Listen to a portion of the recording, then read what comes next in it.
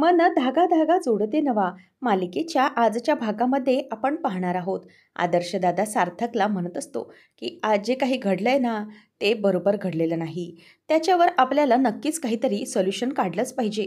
सार्थक म्हणतो की कळतंय रे भाई, पण आता मला खरंच सुचत नाहीये की नेमकं काय सोल्युशन काढावं याच्यावर. तेव्हा आदर्श म्हणतो की हो, मीही तोच विचार करत आहे की नेमकं काय करावं. आणि एवढं नक्की आहे की आज जे घडलं त्याच्यासारखंच आपल्याला एक सोल्युशन काढावं लागणार आहे. तर शक्ती नाही, युक्तीने आपल्याला सोल्युशन शोधावं लागेल. मग सार्थक आणि दोघंजणही त्याचा विचार करू लागतात. तेव्हा आदर्श म्हणतो की अरे सार्थक, तुला माहिती आहे लहानपणी आपल्याला कसं करायचे ते. लहानपणी जो कोणी सर्वात पहिले होमवर्क करेल त्यालाच खाऊ देणार असं बोलायचे माहिती आहे ना तुला. तेव्हा मग सार्थक म्हणतो की अरे पण भाई, त्याचा याच्याशी काय संबंध आहे. तेव्हा दादा म्हणतो की अरे भाई, संबंध आहे. मग ना तू असंही करू शकतोस ना, तू काकूला बोलू शकतोस की तू हवं तर आनंदीला एखादं चॅलेंज दे. ते चॅलेंज आनंदी एक्सेप्ट करेल आणि त्यानंतर सगळं काही व्यवस्थित होईल. मग आता आदर्श म्हणतो त्याप्रमाणे सार्थकही विचार करू लागतो आणि सार्थक म्हणतो की यस भाई, बरोबर आहे. आनंदीला हवं तर चॅलेंज दिलं ते पूर्ण करेल. काय कमाल आयडिया दिलीस तू भाई, असं तो म्हणतो. आणि हे सगळं शलाकाने ऐकलेलं असतं. शलाकाला हे ऐकून सगळ्यात मोठा धक्का बसलेला असतो. मनोज आता अण्णांकडे येतो आणि म्हणतो की काय झालं तिकडे, आनंदीच्या बाबतीत काय झालं, शकू काय बोलली का. तेव्हा अण्णा काहीच बोलत नाहीत. हे ऐकून पुन्हा मनोज सुरू होतो. मनोज म्हणतो की अण्णा, मला समजलं हे सगळं, तिकडे काय झाले ते. शकूने सांगितलंय तो सार्थक दुसरी एंगेजमेंट करायला तयार झालाय. हे सगळं काय आहे अण्णा. तेव्हा मनोजला मालती म्हणते की मनोज जरा शांत हो, आपण बघूया काय होतंय ते. अजूनही काही पूर्णपणे कळलेलं नाही. मनोज म्हणतो की आई, अगं अजून कळायचं काय बाकी आहे. त्या सार्थकने आपला खरा रंग आपल्याला दाखवलाच ना. अगं इथे मस्त मारे आठवडाभर येऊन राहिला, चांगलं खाल्लं पिल्लं आणि निघून गेला आणि जाता जाता आनंदीला पुन्हा इथे सोडून गेला. तेव्हा मग आता अण्णा संतापतात. अण्णा म्हणतात की मनोज बस कर, उगीचच आपल्याला सत्य परिस्थिती काय आहे ते माहीत नसेल तर त्याबद्दल वक्तव्यही आपण करू नये. मग मनोज म्हणतो की कसली सत्य परिस्थिती आणि कसलं काय. खरं हेच आहे की ते राजाध्यक्ष आहेत ते पक्के माजोरडे आहेत आणि आपल्या दारामध्ये आलेल्यांचा अपमान कसा करायचा हे त्यांना चांगलंच माहीत आहे. जुनी पद्धत आहे हो त्यांची, आपल्या दरवाजात बोलवायचं आणि अपमान करून घ्यायचा. मग ही आनंदी तरी तिकडे कशाला गेली, काय गरज होती त्या आनंदीला तिकडे जाण्याची. सार्थकचा साखरपुडा बघायला गेली की त्या रेशमाच्या हातावर मेहंदी काढायला गेली. नेमकं काय कारण होतं तिथे जाण्याचं, असं अण्णांना तो म्हणतो. अण्णा म्हणतात की अरे मनोज, पुढे काय वाढून ठेवलं आहे हे माहीत नसतानाही आपण उगीचच काहीही बोलायचं नाही. तेव्हा मनोज म्हणतो की अण्णा हे बघा, मला तर चांगलंच माहिती आहे, आत्ता नसेल पण तो सार्थक त्या रेशमाबरोबर साखरपुडा करायला नक्की तयार होणार, तुम्ही बघा. आणि आनंदीच्या बाबतीत असं घडतंय कारण ती मुद्दामच हे सगळं सहन करते, तिला तिकडे जाण्याची गरजच नाही होती. तेव्हा आता अण्णा म्हणतात की मनोज, काय बोलतोस याचं तुला भान आहे का. सार्थकरावांनी साखरपुडा अजून केलेला नाही आणि जर ते करणारच असतील तर ते मला वाटत नाही की ते तसं करतील. त्याच्यामुळे प्लीज तू तुझ्या तोंडाला आवर घाल, प्लीज. मग आता मनोज म्हणतो की नाही अण्णा, तुम्हाला बोलायचं तर तुम्ही अजूनही जावयाचं कौतुक करू शकता, पण मला इतकंच कळतंय की तो पक्का बनेल आहे आणि त्याने हे सगळं विचार करूनच केलं आहे. आनंदीने त्यांना मुद्दाम इथे ठेवलं आहे जेणेकरून त्याला त्याची काही ती मजा मारती यावी, असंच तो करत आहे. तेव्हा मग आता अण्णा म्हणतात की हे बघ मनोज, काही झालं तरी तुझी बहीण आहेस, ती विसरू नकोस. अरे जी आनंदी आहे, जी येणाऱ्या प्रत्येक संकटाला तोंड देत आहे आणि तू तू मात्र प्रत्येक संकटाला नावं ठेवत आहेस. तेव्हा मनोज म्हणतो की तुम्हाला जे काही करायचे ते करा, पण मला त्या राजाध्यक्षांवरती बिलकुलही भरवसा राहिलेला नाही. ती कशी माणसं आहेत मला कळलेलं आहे. त्या माणसांचं नाव घेतलं ना तरी माझा BP वाढतो, असं म्हणून तो निघून जातो. इथे मालती खाली बसते. मालतीला अण्णा सावरत म्हणतात की मालती, त्रास करून घेऊ नकोस. हे बघ सार्थकराव साखरपुडा करतील असं मला तरी वाटत नाही आणि जर करतच असतील तर मी यावर त्यांच्याशी बोलेन. मला नक्कीच त्यांच्याशी बोलावं लागेल. पण तुला आणि मला दोघांनाही आनंदीला सावरण्याची खूप मोठी गरज आहे. आनंदीला आपल्याला या संकटातून बाहेर काढलंच पाहिजे. किती नाही, एक नाही तर दोन, अशी किती संकटांना ती पोर तोंड देते. तेव्हा मालती म्हणते की हो, आनंदीला आता आपल्याला सावरलंच पाहिजे, असं म्हणून ती तिथे रडत बसलेली असते. आनंदी तिच्या खोलीत बसलेली असते. तिच्या डोळ्यातून पाणी वाहत आहे आणि तिचे डोळ्यात सतत विचार चालू असतात.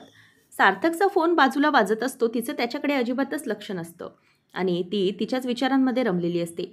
फोन सारखा सारखा कट होत असतो आणि पुन्हा सार्थक फोन लावत असतो. मात्र आनंदी काही फोन उचलायला तयार नसते. अण्णा तिकडे येतात आणि म्हणतात की आनंदी, अगं बाळा, कुठे लक्ष आहे तुझं? तुझा फोन वाजतोय, निदान फोन तरी घे. पण आनंदी काही फोनकडे लक्ष देत नसते. सार्थकचा फोन स्वतः आता अण्णा उचलतात. अण्णांनी फोन उचलल्यावर सार्थक म्हणतो की अहो, कुठे आहेत? तेव्हा सार्थक म्हणतो की मी अण्णा बोलतोय. मग त्यानंतर सार्थक म्हणायला लागतो की कशा आहेत त्या? बरं मला सांगा, आनंदी काय करतायत आणि कशा आहेत त्या? तेव्हा मग आता अण्णा म्हणतात की खचली आहे ती पूर्णपणे आणि म्हणूनच ती एकटक अशी एके ठिकाणी बघत बसली. सार्थक म्हणतो की वाटलंच होतं मला, त्यांना या सगळ्या गोष्टीचा खूप जास्त त्रास होणार. त्या काही बोलल्या नाहीत, पण त्यांचा त्रास मला जाणवला होता. तेव्हा सार्थकला अण्णा म्हणतात की प्लीज, हे सगळं काय चाललं आहे सार्थकराव? आणि तुमच्यावर माझा पूर्ण विश्वास आहे, पण माझ्या मुलीला सांभाळा हो. तेव्हा मग सार्थकला हे ऐकल्यानंतर वाईट वाटतं. सार्थक म्हणतो की अण्णा प्लीज, तुम्ही टेन्शन घेऊ नका, कुठल्याही प्रकारचं टेन्शन काहीही घेऊ नका.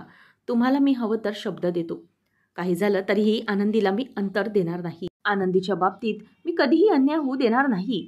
मी तिच्यासोबतच असेन असं वचन अण्णांना देतो आणि म्हणतो की तुम्ही काळजी करू नका, मी शब्द देतोय तुम्हाला. आणि तो फोन ठेवून देतो. आनंदी तशीच एकटक शून्यात बघत बसलेली असते. शलाका धावत धावत रुंदाजवळ येते आणि म्हणते की आई, अगं तुला माहिती आहे का काय झालं ते? त्याच वेळेला मग आता इथे रुंदा म्हणते की अगं हो हो, शांत हो, काय झालं ते सांग. मग शलाका म्हणते की अगं आई, आदर्श दादाने ना सार्थक दादाला म्हणे एक आयडिया दिली आहे आणि त्या आयडियामुळे ना आता आनंदी पुन्हा घरात येणार आहे. रुंदा म्हणते की आपल्या भावाने तिला आयडिया दिली म्हणजे काय? तेव्हा मग आता शलाका म्हणते की अगं, तो दादाला सांगत होता की काय करावं, तेव्हा दादाने आयडिया दिली की आनंदीला एक शेवटचा चान्स देणार आहेत म्हणे. काकूला सांगणार आहे की तिला एक संधी द्यायला. मग आता रुंदा म्हणते की संधी? कसल्या संधीबद्दल बोलतोयस तू? आणि संधी द्यायचीच असेल ना तर देऊ देत, मी तर म्हणते संधी. मग शलाका म्हणते की अगं आई, असं काय बोलतेस तू? तू नक्की आनंदीला घरात आणण्याच्या मार्गावर आहेस की तिला बाहेर काढण्याच्या? तेव्हा रुंदा म्हणते की अगं, मला तर तिला बाहेर काढायचंच आहे, पण ते पण कायमची. आणि दुसरं बघायला गेलीस ना तर हिऱ्याच्या पोटी गारगोटी अशी माझी अवस्था झाली आहे. मी त्या मुलीला घराबाहेर काढण्याचं बघते आणि ती मुलगी मात्र कायमची या घरामध्ये राहण्याचा प्रयत्न करते आणि तेही माझा मुलगाच घडवून आणतोय. नाही, म्हणजे माझं मुळात ध्येय ती आनंदी नाहीच आहे गं. तेव्हा शलाका म्हणते की नेमकं कशाबद्दल बोलतेस आई तू? तेव्हा मग आता ती म्हणायला लागते की अगं, माझं मूळ ध्येय तर सुधा आणि तिची 2 मुलं आहेत. सुधा आणि तिच्या 2 मुलांना त्रास झाला पाहिजे आणि ती बर्बाद झाली पाहिजेत, इतकंच मला हवं आहे. आणि ही सगळी प्रॉपर्टी मला एकटीने उपभोगायची आहे, तेही मी वर जायच्या आत. त्याच्यामुळे आनंदीला मी इथे येऊ देत, तिला इथे टिकाव मी धरूच देणार नाही. ती काही चांगलं करायला गेली की त्याच्या विरोधामध्ये सुधाच्या मनात मी असे कान भरायला सुरुवात करणार की आनंदीला ती पुन्हा कधीही आपलं करून घेणारच नाही. आणि त्यानंतर मग पुन्हा आनंदी तिच्या घरी कायमची जायला तयार होईल. आनंदीला जर घरी कायमचं पाठवायचं असेल तर त्याच्यासाठी हाच एक उपाय आहे, असं रुंदा म्हणत असते. शलाका म्हणते की पण आई, अगं, त्या आनंदीने काकूच्या मनात घर निर्माण केलं तर आपण काय करणार? तेव्हा मग हे सगळं होत असताना रुंदा म्हणते की नाही, असं मी होऊच देणार नाही. लक्षात ठेव शलाका, मी आत्तापर्यंत पांढरी साडी घालत आली आहे आणि ही पांढरी साडी मी जेव्हाच बदलणार तेव्हा आनंदी कायमची या घरातून बाहेर जाणार आणि तोच दिवस मी बघत आहे. आणि त्यानंतरच मग मी माझा काय तो नवीन निर्णय घेणार. आणि तोपर्यंत मात्र सुधा आणि तिची मुलं बर्बाद झालेली असतील आणि तोच एक माझा उद्देश आहे, असं सगळं रुंदा शलाकाला बोलून दाखवत असते. आणि आनंदी जरी आली तरी तिची डाळ मी इथे शिजू देणारच नाही, असं रुंदाने आता शलाकाला सांगितलेलं असतं. आनंदी ऑफिसच्या फाईल्स घेत असते आणि ऑफिसची तयारी करते. अण्णा मालती तितक्यातच येतात. मालती तिला चहा देते आणि म्हणते की अगं, हा चहा घे, तू अजूनही चहा घेतला नाहीस. आणि तिला डबा देखील आणून देते. तेव्हा अण्णा म्हणतात की अगं आनंदी, हे काय करतेस काय तू? अगं, तू चहा घे आणि कामाला निघ ना, तुला उशीर होतोय अगं. आनंदी म्हणते की अण्णा, मला कळतच नाही आहे मी कामावर कशी जाऊ. तिथे रेश्मा मॅडम असतील, रेश्मा मॅडमला मी काय तोंड देऊ असं झालं आहे मला. त्यांच्या नजरेतनं असंख्य प्रश्न असतील, त्या प्रश्नांची उत्तरं मी कशी देऊ? म्हणतात की अगं, या सगळ्या प्रश्नांची उत्तरं देण्याची तुला काय गरज आहे? सार्थक सर असतील तिकडे, ते सांभाळून घेतील सगळं. आणि आनंदी, तू स्वतःवरचा विश्वास मात्र ढळू देऊ नकोस, काही झालं तरीही. चल लवकर ऑफिसला निघ, असं म्हणून तिला जायला सांगतात. तितक्यात सावंत काकू येतात आणि म्हणतात की काय आनंदी, तू आणखी इथेच आहेस? अजून तू तुझ्या सासरी गेली नाहीस? अगं काल तर मी ऐकलं की तू तुझ्या सासरीच चालली आहेस म्हणे. तेव्हा अण्णा म्हणतात की हो, काय ना, मीच आणखी दिवस तिला थोडं माहेरपणासाठी थांबवून घेतलंय, म्हणून ती थांबले. तेव्हा मग आता लगेच काकू म्हणतात की अच्छा ठीक आहे, जर तुम्हीच थांबवून घेतली तर मग आणखा काही बोलणार आपण. जाऊ दे, तुम्हाला जर ते ठीक वाटत असेल तर राहू दे. मालती म्हणते की तुमचं काही काम होतं का? तेव्हा सावंत काकू म्हणतात की हो, अहो परवाची वाटी राहिली होती ना, ती वाटी द्यायला आले. आणि हो, तिळाचे लाडू आहेत ह्या वाटीमध्ये, हे घ्या. तिळाचे लाडू याच्यासाठी दिले की हे वाटी घ्या, लाडू खा आणि जरा गोड गोड बोला हो, असं म्हणून सावंत काकू तिथून टोमणा मारून निघून जातात. आणि अण्णा आणि मालती तिच्याकडे एकटक बघतच राहतात. अरविंद फळ्यावर काहीतरी लिहित असतात आणि सुधाचे मात्र डोक्यामध्ये विचार सुरू असतात. सुधाला सार्थकने म्हणालेली सगळी वाक्य आठवत असतात. सार्थकने ज्या प्रकारे तिला शब्दांच्या कात्रीमध्ये अडकवलेलं असतं ते सगळं आठवत असतं. त्यानंतर सार्थक तिथे येतो. सार्थक म्हणतो की आई, हे बघ तुझ्यासाठी चहा बनवलाय. तेव्हा मग ती चहा घ्यायला तयार नसते. अरविंदला सार्थक आवाज देतो आणि चहा घ्यायला सांगतो आणि सुधाला देखील म्हणतो की चहा घे. मग सुधा म्हणते की नको, मला चहा वगैरे काही नको आहे. तेव्हा सार्थक म्हणतो की अगं आई, असं काय करतेस? अरविंद देखील म्हणतात की अगं, आपल्या मुलाने इतका छान आपल्यासाठी चहा बनवलाय तर मग तो घे ना. सार्थक म्हणतो की हे घे आई चहा, मी तुझ्यासाठी खास बनवलाय. म्हणूनच मग आता सार्थकच्या म्हणण्यानुसार ती चहा घेते आणि चहा पिऊन म्हणते की साखर जराशी कमी आहे.